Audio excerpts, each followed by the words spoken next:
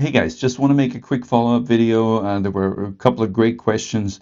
I want to thank everybody for keeping it really civil, which is great because this is just this is a lot of this stuff is very personal, and so I understand if people get offended or don't want to hear something. Um, Everybody has their brand loyalties, and everybody feels strongly about their own system, and I totally understand that. So. That said, there were a couple of really good things that came up, and one of the things that keeps coming up with the Hasselblad system, and this goes through the from the throughout the entire X system, because the history of the X system has always been, the new body gets announced. It's super sexy. It's great. Everybody loves the way it feels. Again, I owned 3 bodies. So it comes out, gets released, great menu, great files. Firmware kind of gets the cameras going throughout their history to a certain point where certain bugs are ironed out.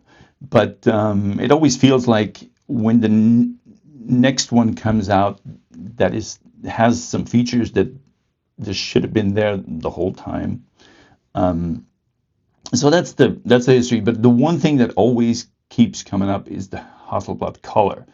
The Hasselblad natural color solution. And there's a history about that because obviously, Hasselblad made medium format cameras, was hugely successful. Digital happened, and Hasselblad was a little bit lost there because they weren't that big of a company. They were making, they weren't making their own glass. So they made their bodies. They didn't really have color science, so they turned to Imicon and bought Imicon, which at the time was, they made scanners and they had the color tech. They had the color science down. So Hasselblad buys Imicon, and with that pretty much turns into right away into one of the forerunners of color technology at the beginning of the digital revolution, if you want to call it that. And so they, brought that into the H system, which was successful system. I think that, well, actually, it really doesn't matter if the H system, it was a successful system. But the color, that was a, big selling point of that system. Now, of course, at that time, color capture was still limited. I remember having Sony cameras and Nikon Nikon cameras. I had a Kodak camera. I had Fuji's back then, and a lot of the stuff was, the bit rate, the capture bit rate was pretty low. So that was one of the things why color, if you didn't capture it in camera, it was an issue, because if the color wasn't there in the bit rate you had, even in a raw file, that was a problem. So Hasselblad had that color in camera right, did it right, and that's still pretty much to this day why they have their Hasselblad natural color solution, and I'm pretty sure that is why DJI bought them, because there really was nothing else. There was no bodies, there was no glass, there was a name, and they had that color solution. So DJI invested in that, and has been using it in some of their drones and everything. So obviously that worked out for them. Nowadays, it's a little bit different because obviously you have Capture One, who still make their own backs and make their own super high-end solutions, and in many ways, they make the highest end solutions. You know, if you museums, art reproduction, document reproduction, all that stuff is pretty much done in Capture One, and in Capture One, you know, end-to-end color solutions. So obviously, Hasselblad isn't the only company that knows how to do color. I mean, Fuji obviously has been immensely successful, you know, taking on Kodak and pretty much putting Kodak out of business, you can argue. And they've had, you know, Fuji has had film, paper, labs, has been at the forerunner in digital imaging, anything from scanners to printers to everything. So they know color too. So fast forward to, you know, 2025, or actually a couple of years ago, where pretty much any raw capture nowadays is more or less 14-bit. You know, some say Hasselblad has 16-bit, Fuji has 16-bit, whatever. There's, you know, different discussions how valid that is. If it's really 16-bit, if 14-bit is enough. Anyway, there's a lot of color information there. So the sensors are all made by Sony. So everybody makes their own little twist on the sensors, and then pulls that raw data off the sensor and puts their own sauce on it, whatever you want to call it. And that's what Hasselblad does. I mean, it says on the Hasselblad website that their, you know, color solution is a LUT. It's a lookup table. That's what it is. There's nothing more to it. It's just the way it comes out of the camera. They put their LUT on it, and that's it. If you work in focus, you get that LUT. That's what it comes out. If you then go into, if you export that as a 16-bit TIFF, and you export it as Adobe RGB, well, that's Adobe RGB at that point. The color space has been, you know, defined as it's an Adobe color space at that point. So it starts, of course, with Hasselblad making that color and making that LUT in camera or in their own software. But this idea that, you know, scientifically color, Hasselblad has more color or better color is it's really hard to justify that in any way, because better color is very subjective. You could ask people who work at the high end, you know, again, art reproduction, document reproduction, and they work with Capture One. So I don't think that they would, you know, if you told them that they have bad colors, I think they would probably disagree with that. Fuji obviously has their, you know, their film profiles put in, which again, they're just LUTs. They're just different ways of looking at that raw file that comes, you know, that is captured. So is that better or not?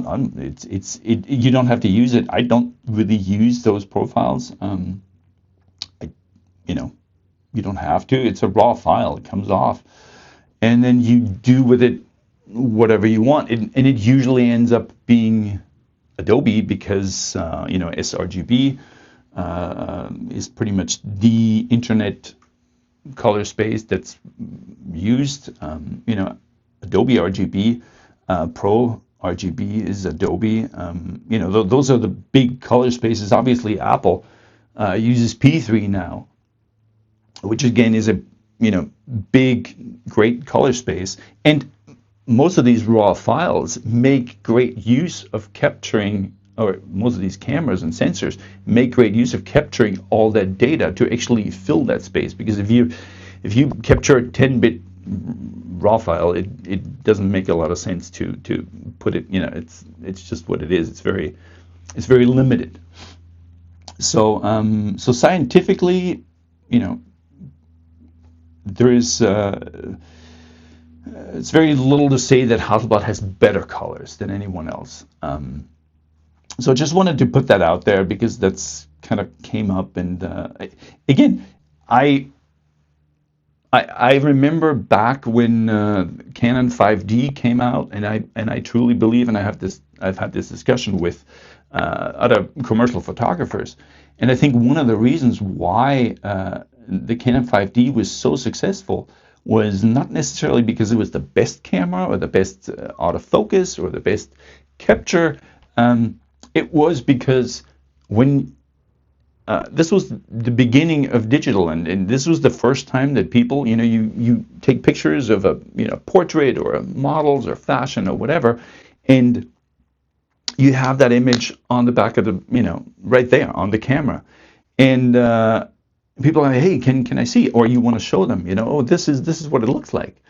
And Canon did a really good job of making people look good. It had that kind of warmish skin tone that was not in any way accurate color on the back there. It was an interpretation of that raw file, if you shot raw, which most of you did. And but people really looked good on the back of the 5D and 5D2 and 5D3 and 5D4. They did a great job with that. Which is actually a funny thing because I shot digital, backs and everything, and with those it was almost the opposite. It was almost like shooting LUT with a professional camera. Like you shoot with this tens of thousands of dollar camera, and it's a great back and amazing files, and people are like, oh, can I see? And you show them, and they're like, and you have to be like, well, that's not really what it looks like, because it's whatever, it's like a flatter file. They didn't really show you that baked in JPEG or whatever, that thumbnail. So people are like, oh, the skin tone is actually too true to life. That's actually what your skin looks like. Well, I'm not going to make it look like that later. I mean, I'm going to warm that up or do whatever with it. So I always thought that was really funny, and I think that Canon did a great job with that. I saw some video that with the new X2D 2 that there's a color issue with the rear screen. Again, I'm sure all this stuff will be figured out. Hasselblad has a great, they have a great track record of going through and then ironing out these bugs. It's not really a problem. So the other thing that has come up was, and this is an interesting thing. I mean, we have, this is the internet. This is YouTube. We haven't seen a comparison of actually shooting the Hasselblad LiDAR focus against, the Fuji GFX. Any of them, actually. I don't think I've seen a comparison to the older Hasselblad or the X2D, which, again, that was not really that great. So it'd be interesting to really see that, because this is a brand new body. It has brand new technology. LiDAR, would love to see that comparison. How much better is it? Is it the same as the GFX? Is it better? Is it worse? Interesting to see. It would be interesting to see. Another thing is that I saw that some of the lenses will be able to update firmware and will be able to use with the LiDAR. Some won't be used with the LiDAR.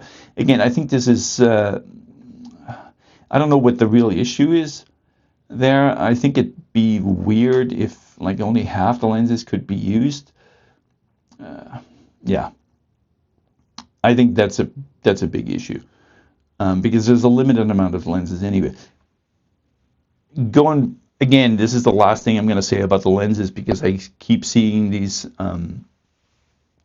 videos with the new 30, with that zoom, and I showed that zoom comparison with them. It's pretty much the same weight and close to the same size as the 45-100 Fuji, and that is not a small lens. I mean, that's a big lens. It's heavy, it's big.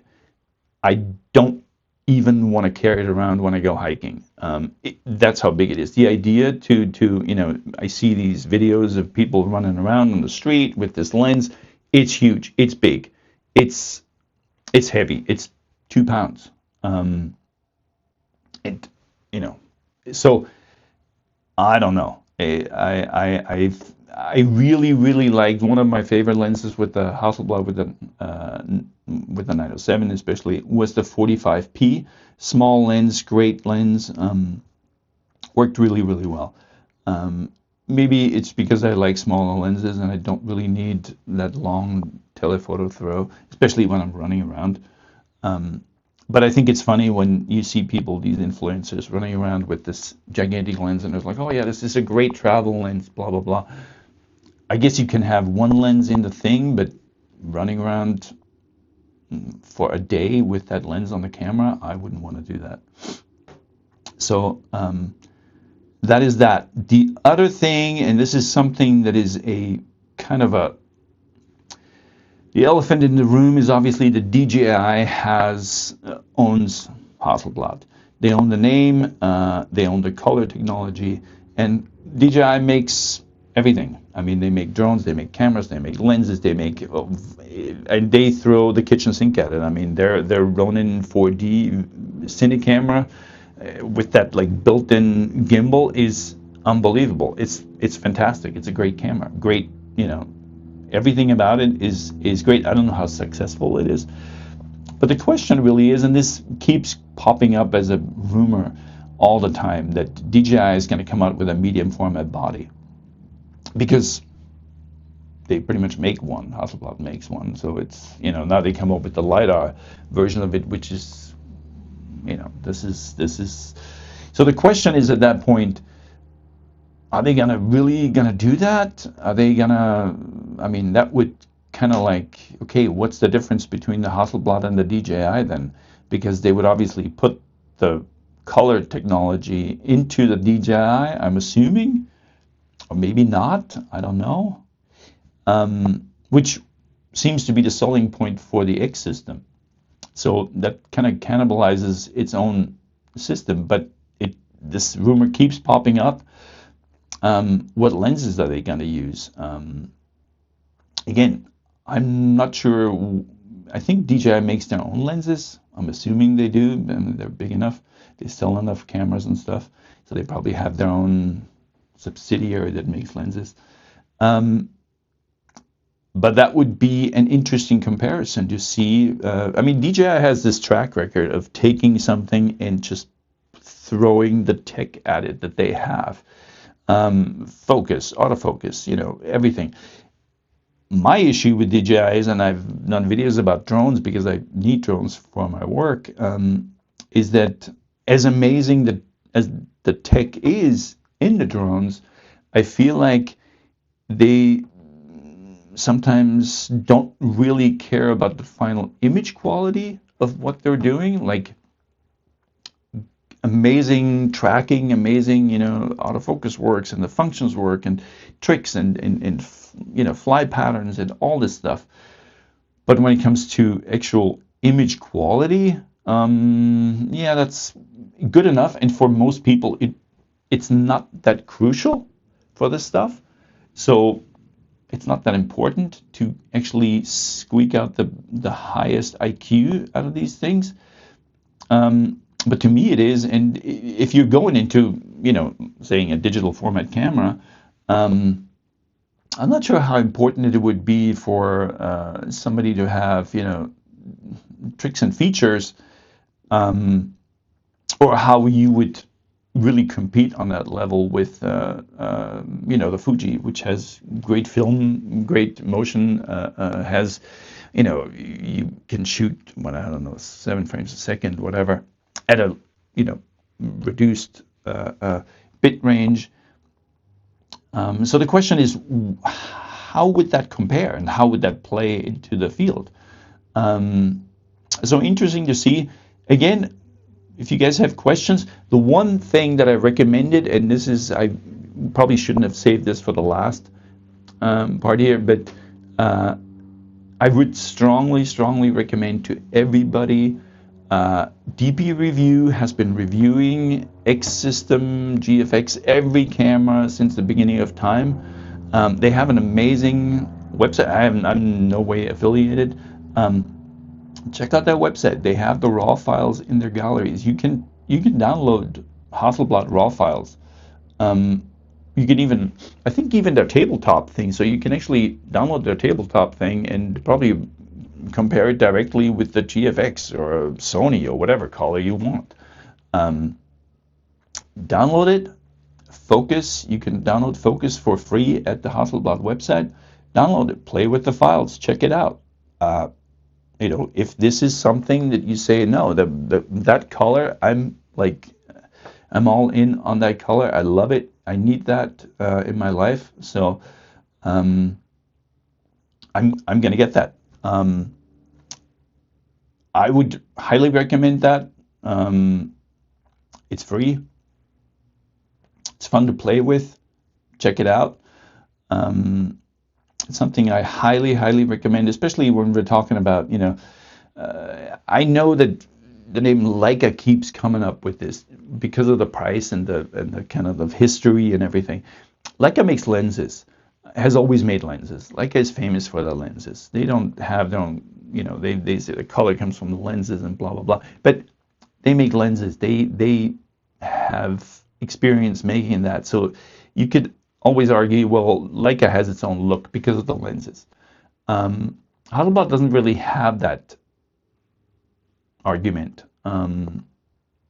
Actually, you could argue that there's a reason why most medium format manufacturers back then didn't put the in-lens shutters into the lenses anymore, because you couldn't make these wide. You couldn't get the bokeh, you couldn't get that character with the built-in lens shutter. Whatever.